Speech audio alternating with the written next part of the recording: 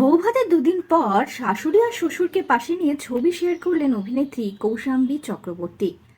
আপনাদের সবাইকে স্বাগত সিনে গসিপে।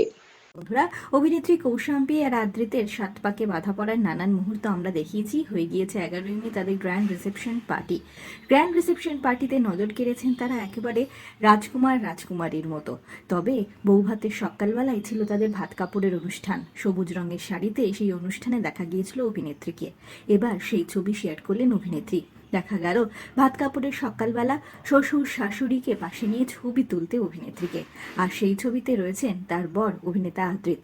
পায়জামা পাঞ্জাবিতে দেখা গেল আদ্রিতকে, হাতে রয়েছে মোবাইল, চোখে রয়েছে রোদ্দুরের চশমা। খুশমেজাজেই পরিবারের প্রত্যেকটি সদস্য, সঙ্গে অবশ্য দেখা গেল নিদ বরকেও।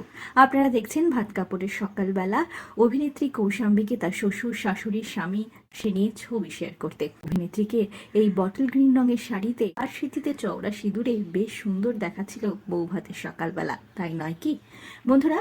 বিয়ে তো মিটেছে বৌভাত পর্ব। এবার কিন্তু অষ্টমঙ্গলায় যাওয়ার পালা। অষ্টমঙ্গলায় কতটা সুন্দরভাবে সেজে যান অভিনেত্রী তা জানতে জুড়ে থাকুন আমাদের সঙ্গে। বিনোদন জগতের আর অনেক খবর নিয়ে চটজলদি ফিরছি, জুড়ে থাকুন আমাদের সাথে।